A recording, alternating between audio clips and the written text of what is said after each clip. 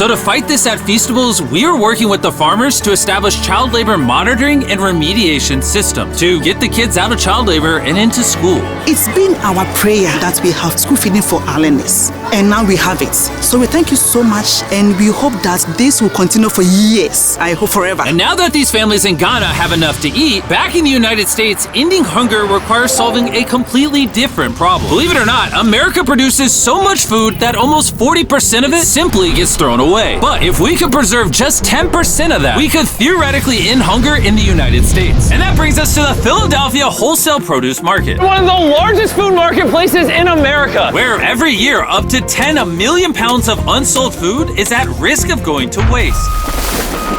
Which is where Evan and his nonprofit, Sharing Excess, come in. If they don't have a place to sell it, it's the easiest option to throw it away. Let's take these potatoes, for example. Some retailer might be like, hey, if they're within 1 month of expiring, we don't want it. But instead, you're like, yo, why not give it to people who are starving? That's right, it's a no-brainer. So Evan and his organization, Sharing Excess, collect millions of pounds of food that, for silly reasons, would have been thrown away. But let me show you what just one day with an additional food truck looks like. Starting with supplying the Double Trails Food Kitchen, where they cook gourmet meals for the needy every day.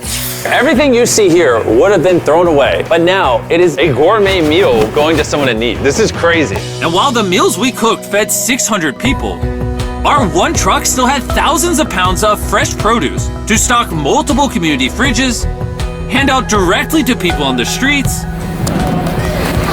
and even host our own food drive in North Carolina, where hundreds of people were in need of nutritious food. Let's really do everything we can to get as many people helped as possible. Make sure you share this video with your friends because of Tony Robbins and DoorDash. Every 20 views equals a meal to someone in need. Let's share this.